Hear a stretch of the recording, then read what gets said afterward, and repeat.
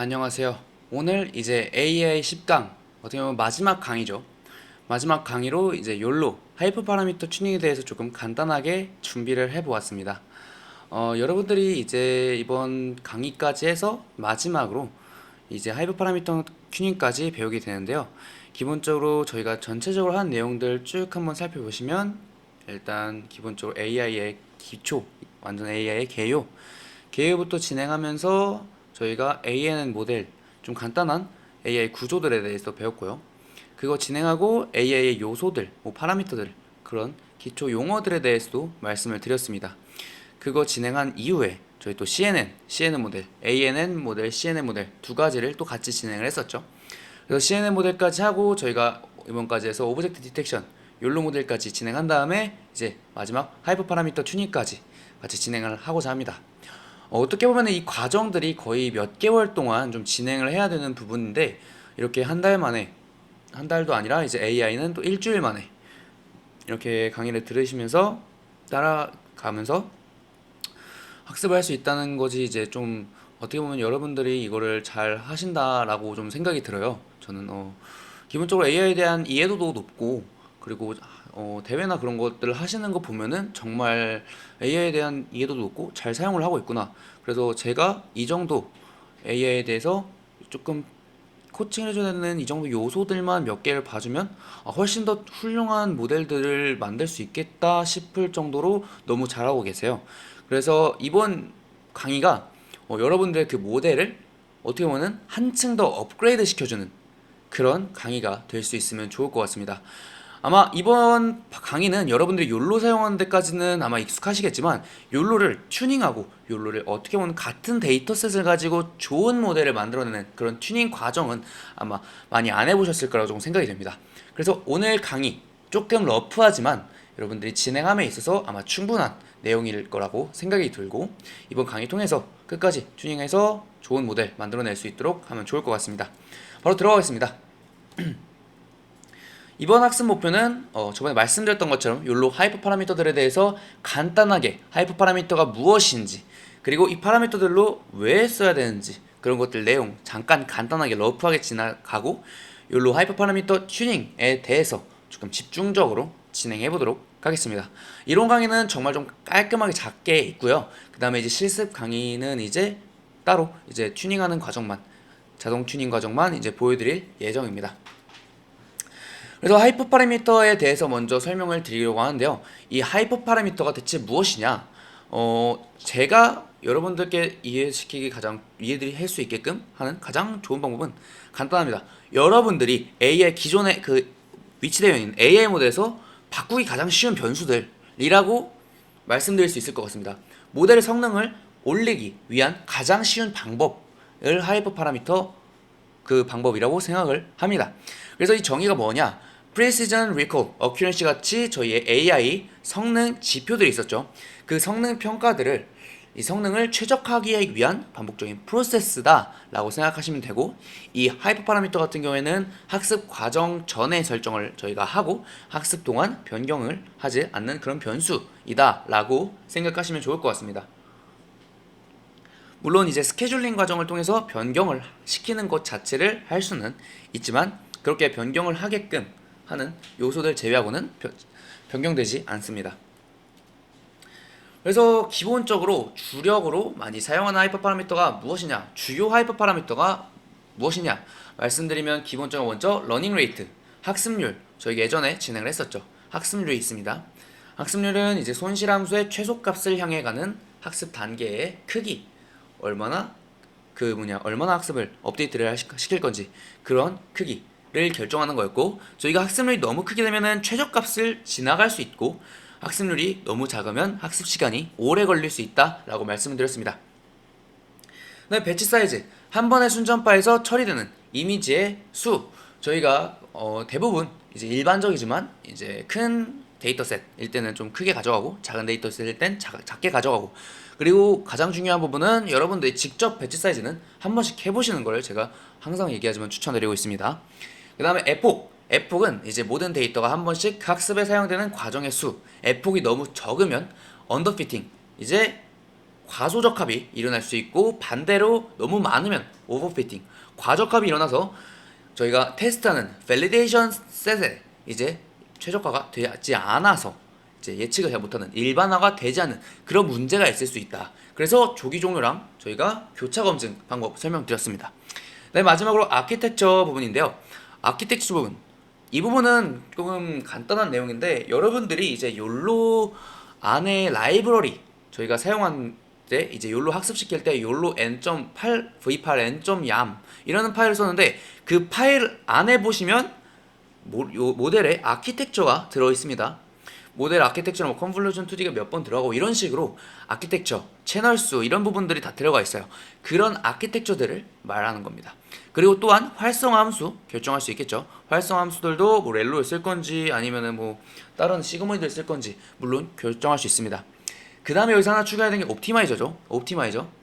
최적화 알고리즘을 선택할 수 있는데, 욜로에서는 옵티마이저를 자동으로 이제 맞춰주는 오토 기능까지 제공을 하고 있습니다. 그래서 저희가 이제 튜닝을 진행하기 전에 튜닝 준비 단계가 있는데요. 먼저 이거는 실제로 있는 과정은 아니고 제가 조금 여러분들에게 추천드리고 싶은 약간 팁 같은 부분입니다. 여러분들이 이제 하이퍼 파라미터 튜닝을 할 때 먼저 가장 중요한 것, 제일 첫 번째, 어떤 AI 모델을 만들던 간에 모델의 목적을 선정을 해야 됩니다. 이 모델은 어디에 원하는 모델인지, 어디에 어떻게 쓸 건지. 예를 들어서 간단하게 졸음운전을 내가 탐지를 한다 라고 했을 때, 눈의 깜빡임을 탐지하겠다. 그러면은 눈의 깜빡임이 중요할까요? 아니면은 눈의 위치가 중요할까요? 그리고 객체 존재도 중요하고, 이런 부분 분류합니다. 당연하게도 눈을 깜빡임 하는 게 그게 제일 중요하죠. 눈의 깜빡임이 제일 중요하고 객체 존재 유무도 매우 중요합니다. 하지만 객체의 정확한 위치, 그런 부분들은 중요하지 않습니다. 이런 모델의 목적을 선정하고 중요도를 각각 하나씩 선정해주는 그런 과정이 필수적으로 들어가야 됩니다. 그래서 이런 중요도까지 선정을 했으면 내가 이 중요도를 충족시키기 위해서 모델을 평가하는 지표를 어떻게 가져가야 될 건지 선정을 해야 됩니다. 그래서 예를 들어 제가 계속 졸음운전을 하는 건 제가 그런 프로젝트를 했었어요. 네, 그래서 좀 준비를 했었는데, 이제 졸음운전이라 했을 때는 기본적으로 내가 IOU가 그렇게 중요한 편은 아닙니다. IOU는 말씀드렸던 것처럼 얼마나 겹치는지 라고 생각하시면 좋은데, 객체의 정확한 위치를 판단하는 것이 그렇게 중요하진 않습니다. 객체 눈의 깜빡임이 훨씬 중요하죠. 그렇기 때문에 MAP 5095 이걸 쓰는 것보다 50을 쓰는 게 오히려 나을 수도 있어요. 오히려 IOU가 안 들어가 있는 그런 부분을 쓰는 게 훨씬 좋을 수도 있습니다. 그래서 그런 평가 지표들을 여러분들이 하나씩 잘 선정을 해주셔야 됩니다. 그렇게 해서 이제 모델 평가 지표까지 선정을 했으면 내가 어떤 하이퍼 파라미터들을 튜닝을 해야 되는지, 내가 이걸 튜닝했을 때 어떻게 바뀔까에 대한 예측, 여러분들이 하이퍼 파라미터들을 바꾸는 데 있어서 내가 목적 없이 그냥 이거 한번 바꿔볼까? 이것도 좋긴 하지만 무조건 이 하이퍼 파라미터를 내가 왜 바꾸는지 그거에 대한 이해도가 있는 게 훨씬 더 모델을 튜닝하는 데 있어서 도움이 많이 되고 이제 매우 중요한 부분입니다. 그래서 이제 다음 부분에는 이제 저희가 조금 있다가 이제 모델 하이퍼 파라미터들에 대해서 좀 깁니다. 약간 긴데 한 3, 40개 있는데 그걸 쭉 한번 완전히 다 말씀을 드릴 겁니다. 물론 제가 말한 내용들도 이제 글로 드릴 거고요. 그래서 이런 하이퍼 파라미터들을 쭉 한번 보면서 얘기를 해볼 건데요. 그런 하이퍼 파라미터들을 선정하는 것도 매우 중요하다라고 말씀드릴 수 있을 것 같습니다. 제가 아는 모든 하이퍼 파라미터는 최대한 다 말씀을 드려보도록 하겠습니다. 그리고 이제 욜로에서 여러분들에게 조금 어떻게 보면 희소식, 하이퍼 파라미터 튜닝이 제일 힘든데 이제 희소식이 하나 있습니다. 욜로에서 제공하는 자동 튜닝 방법이 있습니다. 기본적으로 저희가 모델 트레인을 할 때는 model.train이라는 함수를 써서 욜로 모델을 학습을 시켰는데요. model.tune이라는 그런 함수가 있습니다. 기본적으로 욜로에서 어떻게 하이퍼 파라미터를 쭉쭉 바꿔 나가면서 모델의 성능이 점점 좋아지게끔 바꾸고, 그 다음에 가장 좋은 모델을 하나 선정을 해줘서 이게 좋습니다 라고 알려주는 그런 작업까지 진행해주는 게 방법이 하나 있어요. 그래서 이제 모델 튠이라는 부분인데, 여기서 여러분들이 설정할 부분은 iterations라는 부분입니다. 이따가 이제 어떤 것들이 있는지 튜닝 어떤 것들이 있는지까지 설명이 끝나고 이터레이션에 대해서 이제 튜닝하는 것도 간단하게 보여드릴 건데요. 그래서 몇 번 전체 학습할 것인지 이런 부분도 중요하기 때문에 여기도 확인을 해주시면 좋을 것 같습니다. 그래서 이제 자동 튜닝 방법이 있지만 이 자동 튜닝이기 때문에 확실하게 여러분들이 예를 들어서 에폭을 내가 100으로 선정을 했다. 100으로 선정했는데 이터레이션을 10번만 해도 에폭을 1000번 하는 거랑 다를 게 없어요. 물론 이 이터레이션은 아까 배치 사이즈랑 죄송합니다. 배치 사이즈랑 말씀드렸던 그 이터레이션이랑 다릅니다. 몇 번 반복을 할 건지 같은 의미긴 하지만 내가 30번 에폭 돌려서 그거를 또 몇 번 할 건지 그것을 의미하기 때문에 여러분들의 100 에폭이면은 이터레이션만 5번만 해도 500번을 그 같은 데이터셋으로 500번을 학습을 시켜야 됩니다. 그래서 많은 시간이 소요되고 이제 웹스트링이면은 적합화가 안 될 수도 있는 문제점인데 이거는 케이스 바이 케이스인데 랜덤으로 하기 때문에 목적이나 그런 것이 뚜렷하게 이 부분에 적혀 있지 않으면 잘 안 되는 가능성도 없진 않습니다. 하지만 여러분들이 하이퍼 파라미터에 대한 이해도가 없을 때 약간의 이제 어떤 하이퍼 패널을 써야 될지 잘 감이 안 잡히실 때 그때 사용하면서 이렇게 하니까 좋아지는 병이 있네 라고 하면서 찾아보시는 것 그건 되게 추천드립니다. 그래서 이렇게 자동 튜닝 방법까지 말씀을 드렸고요. 이제 여러분들께 이제 지금 이 주로 지나간 요소들을 설명드리고 나서는 제가 하이퍼 파라미터들을 쭉 나열하면서 하나씩 말씀을 드릴 겁니다. 그래서 시간이 없으신 분들은 여기 주로 진행한 요소들까지만 듣고 넘어가 주시면 되고 그리고 좀 하이퍼 파라미터에 대해서 좀 더 알아보고 싶다 하시는 분들은 이제 계속 들으시면서 쭉 한번 같이 진행해 보도록 하겠습니다. 먼저 좀 빠르게 얘기를 할게요. 기본적으로 에폭 선정, 학습 횟수, 로스의 추이를 확인하는 것이 가장 일반적이죠. 이건 당연합니다. 그 다음에 옵티마이저 선정하는 것, 최적화 알고리즘을 선정하는 건데요. 욜로는 자동 기능 존재한다고 말씀드렸습니다. 그 다음에 좀 중요한 부분들 중에 하나, 싱글 클래스. 단일 클래스로 학습할지 아니면은 다중 클래스로 학습할지 여부를 확인하는 거. 기본적으로 false로 되어 있기 때문에 여러분들이 진행하면서 이제 확인을 해주시면 됩니다. 여러분들이 만약에 단일 객체를 탐지하겠다 하면은 true로 켜주시면 됩니다. 그 다음에 이제 코사인 러닝 레이트. 러닝 레이트에 제가 스케줄링 방법 여러 개 말씀드렸었죠. 그 중 하나를 제가 가져왔는데요. 코사인 러닝 레이트, 러닝 레이트의 스케줄링 방법 기본이 false로 되어 있습니다. true를 켜주시면은 코사인 러닝 레이트 스케줄링이 진행이 됩니다. 욜로에는 이제 원래는 저희가 이제 그걸 다 설정을 해줬어야 되는데 함수로 저희가 CNN 모델을 직접 만들고 그럴 때는 설정을 했었는데 욜로에서는 기본 내장 파라미터들로 이게 모두 다 되기 때문에 정말 편리한 모델이다 라고 생각하시면 좋을 것 같습니다. 그리고 가장 중요한 부분 여러분들이 이제 진행함에 있어서 작년에 제가 봤을 때 가장 많이 실수가 들어갔던 부분이 바로 이 어그멘테이션 욜로의 기본적으로 어그멘테이션 비율이나 그런 것들을 지정을 해주는데요. 그 부분에서 실수가 제일 많이 일어났습니다. 기본적으로 먼저 디그리스는 당연히 회전 각도고 트랜슬레이트 수평 수직 이동시키는 최대 비율 이런 건데고 스케일은 크기 조정을 위한 스케일링 팩터 저희가 아까 말씀드렸던 것처럼 저희가 객체 탐지를 할 때 저희가 졸음운전이나 그런 걸 하기 위해서 데이터셋을 썼었죠. 눈 깜빡임을 감지한다 했습니다. 근데 같은 크기 저희가 데이터셋들이 대부분 다 같은 크기였어요.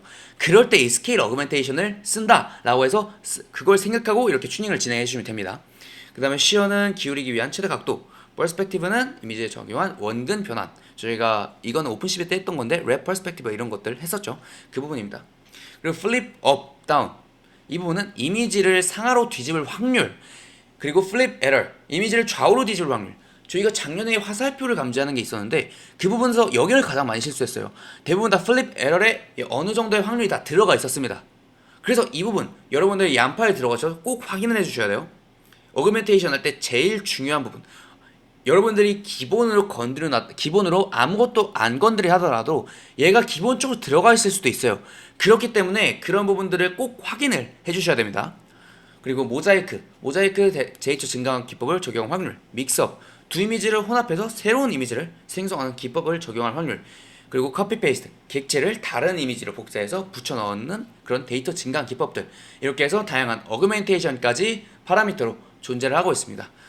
여기까지 해서 주로 진행하는 요소들에 대해서는 설명을 드렸고요. 이제 앞으로 진행할 내용은 이제 하이퍼 파라미터 제가 얀 파일을 그대로 뜯어서 그 안에 있는 파라미터들을 하나씩 말씀드리면서 진행을 해보도록 하겠습니다. 네, 얀파일로 넘어와서 제가 이제 아무래도 저도 이제 최대한 많은 하이퍼 파라미터들을 다 알려드리고 싶지만 제가 아는 선에서 최대한 모든 내용 다 말씀드리도록 하겠습니다. 먼저 이 태스크는 내가 어떤 작업을 할 건지, 디텍션을 할 건지 아니면 세그멘테이션을 할 건지 그런 부분을 말하는 거고요. 모드는 뭐 당연히 작업 모드이고요. 모델은 내가 욜로 V8 나노를 썼는지 아니면 스몰을 썼는지 엑스를 썼는지 라지 썼는지 미디움 썼는지 이런 부분 어떤 모델을 쓸 건지를 선정하는 것입니다. 그 다음에 데이터는 데이터.ям 위치를 의미하는 거고요. 저희가 학습시킬 때는 기본적으로 컨텐트에 데이터.얌이 있었죠. 그래서 그거를 가지고 온 겁니다. 그 다음에 에폭은 저희가 선정을 했었습니다. 30으로 제한을 했었고 그 에폭 반복수를 의미합니다. 타임 넌 이 부분은 학습 시간에 제한이 있을 경우 설정을 하는 건데요. 예를 들어서 1시간이 제한이다 하면 1시간만 딱 학습을 시키는 겁니다. 여기서는 제가 널이라고 제한을 두었습니다. 이 페이션트는 학습 중 조기 종료를 위한 인내심 값인데 지정된 에폭 동안 성능 향상이 없을 경우 학습이 중단되는 조기 종료 기능이다 라고 생각하시면 좋을 것 같습니다. 여기선 100으로 설정했는데 여러분들이 욜로 학습하는 데 있어서 에폭 300, 400 이렇게 가져가는 경우가 정말 많이 있기 때문에 이렇게 기본값을 좀 크게 잡아놨습니다. 나중에 여러분들이 진행함에 있어서 한 10, 15 이렇게 잡으셔도 무관합니다. 그 다음에 배치 사이즈 많이 얘기했었죠. 한 번에 처리될 데이터의 양입니다. 그 다음에 이미지 사이즈 이거는 입력 이미지의 크기를 의미합니다. 저희가 이건 로브플로우에서 어떻게 출력을 하느냐에 따라서 이미지 사이즈가 바뀌겠죠. 그거에 맞춰주시면 됩니다. 그 다음에 세이브 학습된 모델을 저장할지 저장하지 않을지 당연히 저장해야겠죠. 네, 저장 여부를 확인합니다. 그 다음에 이제 세이브 피리어드 이거는 지정된 에폭마다 모델을 저장을 할지 안 할지 결정해 주는 겁니다. 여러분들이 진행함에 있어서 중간 에폭 한 100으로 설정했는데 50에서 내가 한번 써보고 싶다. 에폭을 50 돌렸을 때 한번 써보고 싶다. 그랬을 때 이걸 켜주시는 게 낫겠죠. 그 다음에 카케 이 부분은 데이터셋을 캐시에 로드할지 여부를 결정합니다. 이 부분은 꺼두시는 게 좋은 게 큰 데이터셋 경우에서는 메모리를 조금 사용량이 증가할 수가 있습니다. 그 다음에 디바이스 학습에 사용할 장치를 지정하는데 기본적으로 사용 가능한 GPU를 사용을 합니다. 그리고 저희는 구글 콜앱에서 진행을 하기 때문에 기본적으로 T4 GPU를 사용하고 있어서 이 부분은 꺼주시면 됩니다. 그 다음에 워커스 같은 경우에는 이제 데이터 로딩에 사용할 작업자 수를 의미합니다. 여기서는 8로 설정이 되어 있고요. 이 프로젝트 저희가 이제 데이터 경로 지정할 때 프로젝트는 이렇게 저장을 했었죠. 내가 결과를 저장할 디렉토리입니다. 여기서 이제 쟤는 L8에다가 설정을 했습니다. 그 다음에 네임은 학습에 대한 이름 한마디로 폴더의 명을이라고 생각하시면 좋을 것 같습니다. 그 다음에 exist OK 이 부분은 지정된 학습 이름이 이미 존재할 경우에 동작을 결정하는데요. 이제 false로 설정되어 있고 이제 같은 이름이 있을 경우 오류를 발생시키는 문제입니다. 그 다음에 이 부분 pre-trained 같은 경우에는 사전에 학습된 가중치를 사용할지를 결정하는 그런 하이퍼 파라미터입니다. 그래서 true로 설정되어 있어서 사전 학습된 모델을 욜로의 사전 학습된 모델들을 기반으로 해서 학습을 진행을 하게 됩니다. 그 다음에 옵티마이저는 저희가 항상 했던 건데 최저가 알고리즘 지정하는 거죠. 오토로 했을 때는 가장 적합한 최적의 옵티마이저를 선택해주는 것입니다. 그 다음에 verbo스 이 부분은 학습 중 자세한 정보를 출력을 할 건지를 의미합니다. 기본적으로 true가 되어 있기 때문에 어떻게 학습이 진행되고 있는지에 대한 상세 정보가 출력되어서 확인을 할 수 있습니다. 이거는 난수 생성기의 시드 값을 정해주는 건데 기본적으로 0으로 설정되어 있고 그 다음에 그 다음 부분 이 부분은 재현 가능한 학습을 위해 true로 설정하는 그런 모습인데 기본적으로 true로 설정이 되어 있습니다.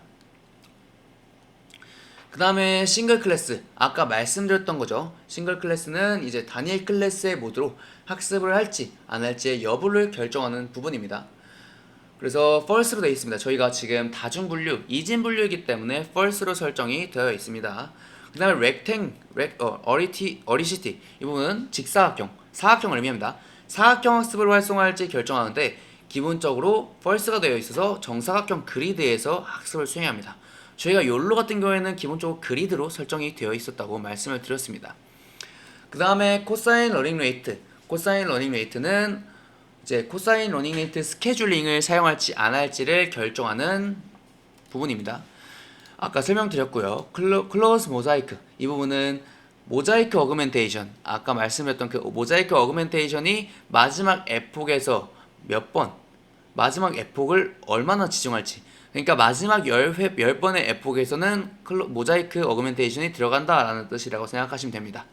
그 다음에 이 resume 부분은 재개하는 겁니다. 학습을 재개할지, 이전 학습에서 중단된 지점부터 재개할지의 여부를 결정합니다. 저희는 처음부터 진행했기 때문에 false로 당연히 되어 있겠죠. AMP는 automatic mixed precision을 사용할지 여부를 결정하고 true로 설정되어 있어서 계산 효율성을 높이기 위해서 기본적으로 설정이 되어 있습니다. fraction은 사용할 데이터의 비율을 의미하는데요. 저희는 기본적으로 1.0 전체 데이터셋의 100%를 모두 사용하기 때문에 100으로 지정을 해놓았습니다. 1.0으로 지정을 해놨습니다. 그 다음에 프로파일은 성능 프로파일을 활성화시킬지 결정하는 부분이고 false로 설정되어 있습니다. 그 다음에 freeze는 특정 레이어를 고정해서 학습에서 제외할 레이어들을 지정해주는 건데 지정을 안 해놨고요. 그 다음에 멀티스케일 학습을 활성화할지 안 할지 결정하는 부분.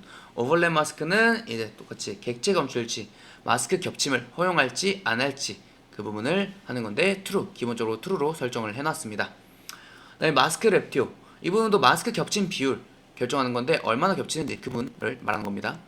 그 다음에 드롭아웃 비율, 드롭아웃 같은 경우에는 저희가 과적값을 방지하는 데 쓰는 그런 부분이라고 했는데 여기서는 0.0으로 설정되어 있습니다. 그 다음에 val, 이거는 validation, 검증 데이터를 사용할 건지 안 할 건지인데 이거는 당연히 true로 설정을 해서 검증 데이터에 대한 것을 사용을 합니다. 그 다음에 split 같은 경우에는 검증 데이터의 분할 방법을 지정하는 부분이고요. 저희는 이제 validation을 설정을 해놨습니다. save JSON, 검증 결과를 JSON 형태로 저장할지 여부를 결정하는 거고요. 이런 형태를 좀 많이 사용을 하기 때문에 이거는 true를 사용하셔도 되고 false를 사용하셔도 되고 여러분들이 굳이 사용을 안 하신다면 false를 해주시면 됩니다. save 하이브리드도 똑같이 하이브리드 형태로 저장할 건지 여부를 결정하는 거고요. C1F는 최소 신뢰도 임계값입니다. 객체 검출 시 사용할 최소 임계값, 최소 신뢰도 임계값을 설정하는 겁니다. 여기서는 설정을 안 해놨고요. 그리고 IOU도 똑같이 임계값을 의미합니다. 여기서는 0.7로 0.7 이상의 IOU만 이제 허용하는 그렇게 설정을 해두었습니다. 기본 값입니다. 그리고 max DT, 최대 검출 객체 개수를 설정하는데요. 최대 300개까지 검출이 되게끔 해놓았습니다. 사실 300개까지는 필요가 없겠죠, 저희는. 그 다음에 half precision, 이제 half precision을 이제 사용할 건지 여부를 결정하는데 이 부분은 그냥 꺼두시면 되고요. DNN 모듈을 사용할지 여부를 결정하는 부분. 그리고 플롯, 학습 중 생성할 플롯을 활성화할지 결정하는 건데 이 부분은 true로 되어 있습니다. 그리고 학습 소스를 결정하는 코드, 그리고 이 부분은 이제 비디오 프레임 처리 시 스트라이드 값들, 그 다음에 스트리밍 버퍼를 사용할지, 뭐 학습 중 시각화를 활성화할지, 아니면 데이터 증강을 활성화할지, 뭐 그런 부분들을 의미를 합니다. 그 다음에 클래스에 구애받지 않는 NMS를 사용할지, 뭐 이런 부분들, 다양한 부분들이 있습니다. 학습할 클래스의 인덱스를 지정하고, 뭐 레티아넷 스타일 마스크를 지정할지 저장하고 쭉쭉쭉 내려가면 됩니다.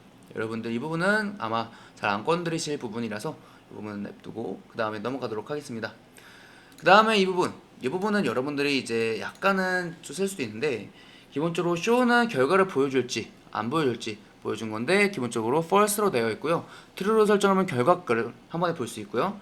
save frame은 프레임을 저장할지, 그 다음에 txt는 검출 결과를 텍스트 파일로 저장할지, 그리고 검출 결과의 신뢰도 값, confidence 결과 값을 저장을 할지 하는 거고, 그리고 이미지, 객체에 검출된 이미지를 잘라서 또 저장을 할지 지정하는 거, 라벨을 보여줄지 표시할지 이거는 true로 되어 있습니다. 그리고 confidence 보여주는 거 되어 있고요. show box 보여주는 거 되어 있습니다. 이렇게 보여주는 것들은 다 true가 되어 있고요. 네, 그렇게 해서 되어 있고, line width, 이거는 바운딩 박스의 선 너비를 지정하는 건데 이제 여기서는 설정을 안 해놨습니다. 포맷은 모델을 저장할 형식, 여기서는 토치 스크립트로 저장을 해놨고요. 케라스 모델 형식으로 저장할 건지 여부를 하는 것입니다. 그 다음에 모델 최적화, 옵티마이즈를 할 건지 활성화되어 있는지 그 부분이고요. 그 다음에 이 부분, 이 세 가지 부분은 필요가 없습니다. 이 부분은 모델 단순화 시킬 건지, 이 부분은 약간 중요할 수도 있는데, 이 부분은 모델 단순화를 시킬 건지를 의미하는 것입니다. 그 다음에 여기는 여러분들 GPU를 몇 기가 사용할지 여기는 사로 설정이 되어 있고요. 여기까지 해서 조금 기본적인 내용들 쭉 설명을 드렸습니다. 조금 어렵죠? 어렵고 무슨 내용인지 모르겠는데 제가 정리를 해서 한번 쭉 올려드릴게요. 올려드리고 그 다음 이 부분, 사실상 여러분들이 봐야 될 부분은 이 부분이 좀 중요하죠. LR0 초기 학습률이고요. LRF 최종 마지막 단계에서 학습률입니다. 그래서 학습률을 조정시켜 주시면 되고요. 모멘텀, 이거는 모델 학습 시에 가중치 업데이트에 사용되는 모멘텀 값입니다. 그래서 이전 그레디언트의 일부를 현재 업데이트 반영해서 학습의 안정성을 높이고 로컬 미니마에서 벗어나게 도와주는 그런 부분입니다. 그리고 웨이트 디케이, 웨이트 디케이는 가중치 감소. 이 부분은 과적값을 방지하기 위해서 사용되는 정교화 기술인데 작은 값이 가중치의 크기를 감소시켜서 모델을 약간 더 단순화시키는 그런 부분이고요. 웜업 에폭, 이 부분은 학습 초기의 학습률을 점진적으로 증가시키는 에폭수입니다. 처음부터 학습률을 쭉 올리는 게 아니라 점진적으로 얼마나 진행시킬 건지, 점진적으로 얼마나 증가시킬 건지, 10에폭이면 10에폭 동안 증진시키는 거겠죠. 그 다음 웜업 모멘텀도 동일합니다. 모멘텀 초기 증가를 위한 설정 값이고 초기 이제 사용이 됩니다. 그다음에 이 부분부터 또 봐야 되는데요. 이 세 가지 부분 생각보다 중요합니다. 첫 번째 이 박스 같은 경우에는 객체 탐지에서 박스 회귀 손실에 적용되는 가중치로 객체의 위치를 정확하게 예측을 할 건지 그거에 대한 중요도 가중치라고 생각하시면 좋을 것 같습니다. 그 다음에 클래스, 이분은 클래스 로스인데요. 클래스 분류 손실에 적용되는 가중치입니다. 탐지된 객체의 클래스를 정확하게 분류하는 데 사용되는 그런 파라미터 값입니다.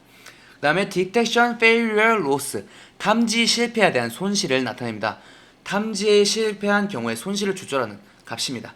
그래서 이 세 가지가 어떤 가중치들인지 여러분들이 꼭 알고 가셔야 좋습니다. 그 다음에 이 K 오브젝트, 이 부분이 이제 객체 존재, 그 오브젝트에 대한 내용들이기 때문에 이 부분도 매우 중요합니다. 그 다음에 이 부분 HSV 부분 이제 들어갈 건데요. HSV 부분은 이제 각각 이미지의 색상, 채도, 밝기 조정을 위한 하이브 파라미터들입니다. 그 다음에 이 부분은 어그멘테이션 부분들, 제가 아까 설명을 다 드렸었죠. 이 부분 쭉 어그멘테이션 부분이고요. 여기까지 해서 이렇게 들어가시면 됩니다. 그리고 여기 보시면은 어토 어그멘트 랜덤으로 들어가 있기 때문에 훈련 중에 입력 이미지에서 다양한 증강 기법을 무작위로 적용을 하는, 그래서 모델의 일반화를 개선하는 데 도움을 주는 부분이 있습니다.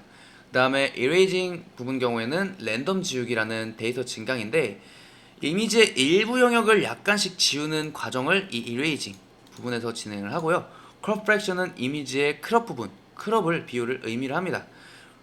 그런 부분 의미하고 CFG는 모델 설정 파일을 지정하는 데 사용을 하고 그 밑에 부분은 이제 좀 어려운 부분, 뭐 객체 추적 트래킹이나 그런 알고리즘에 대한 설정 파일 지정하는 거. 그리고 마지막 부분은 세이브 디렉토리를 설정하는 그런 부분입니다. 그렇게 해서 이렇게 쭉 이번에 욜로 하이퍼 파라미터들에 대해서 얘기를 했고요. 이렇게 해서 전체 알고리즘들 다 말씀드렸습니다. 그리고 여러분들이 추가로 알고 가셔야 되면 좋은 점이 지금 여러분들이 이제 나중에 뭐 발표를 하거나 그런 부분에 있어서 정말 딥하게 들어가시는 분들은 약간 오해를 하실 수도 있는 부분이 있어요. 저도 작년에 그랬던 부분들이 몇 개 있어서 많은 팀들에서 어그멘테이션을 적용했다고 말씀을 해서 저는 이제 여기 아까 말씀드렸던 어그멘테이트 이 부분이 false로 되어 있는 게 아니라 true로 기본적으로 설정을 해놨다, 이런 식으로 이해를 할 수가 있습니다. 여러분들이 어그멘테이션 할 때 어떤 부분에서 어떻게 어그멘테이션 했는지, 그리고 욜로에서는 어그멘테이션을 꺼놔서 이런 다른 파라미터들이 적용이 안 되었는지를 여러분들이 꼭 알고 가셔야 됩니다. 그래서 이런 부분을 꼭 알고 가야 여러분들이 진행함에 있어서 발표나 그런 모델들에 대한 이해도를 확실하게 높일 수 있기 때문에 그런 부분들 꼭 한번 주의해 주시기 바랍니다. 그래서 여기까지 해서 욜로 하이퍼 파라미터들 쭉 한번 나열해 봤고요. 마지막으로 이제 다음 실습 강의, 바로 다음 강의로 올라올 건데 실습 강의에서 모델 튠 한번 보고 한 3, 4분짜리니까 보고 넘어가도록 하겠습니다. 그러면은 바로 이어서 진행하도록 하겠습니다. 네, 안녕하세요. 이제 완전히 마지막 강의인데요. 여러분들이 이제 진행하는 데 있어서 지금 이 코드랑 저희가 저번에 보내드렸던 그 코드 두 가지를 가장 많이 사용할 것 같아요.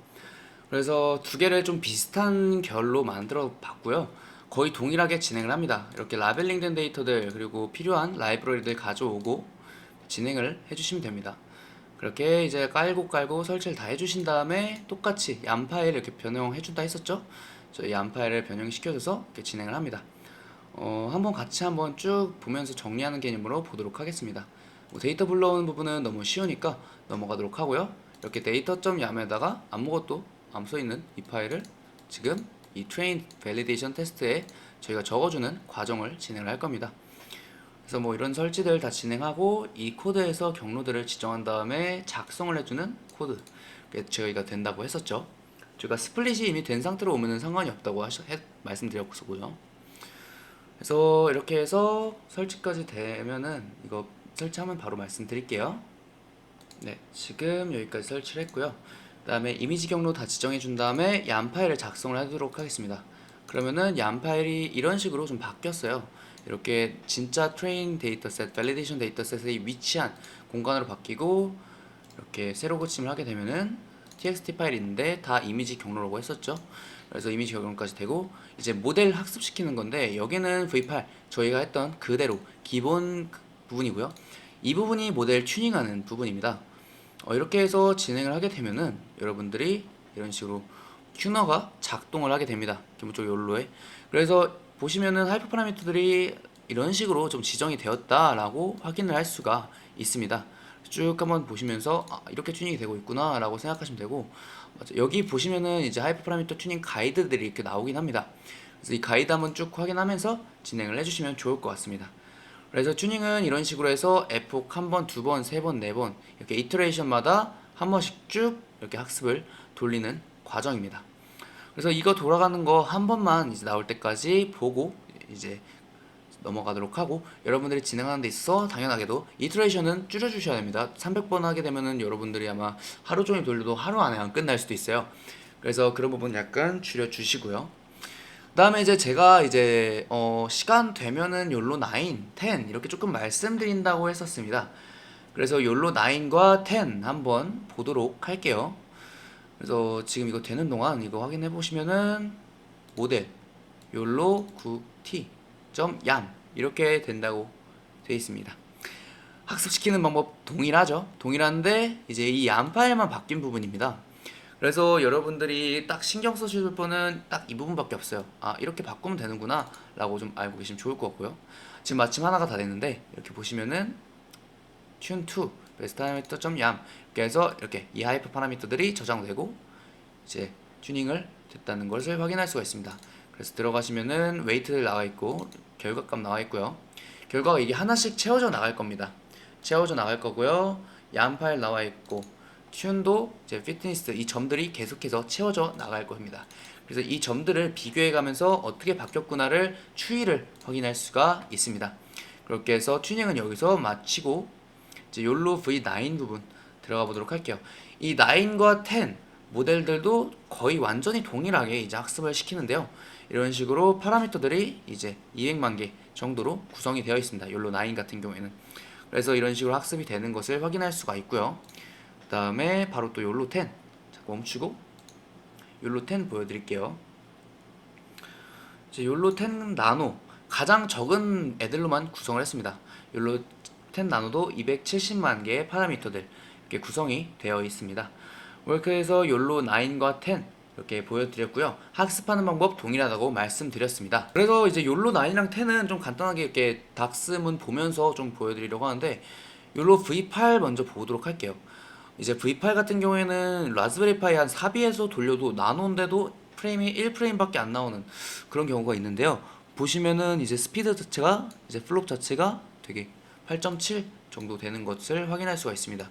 그리고 스피드도 이제 ONNX에서 80.4 이렇게 나오는 것을 볼 수 있는데 욜로 V9으로 넘어가면 넘어갈수록 이제 점점 빨라집니다.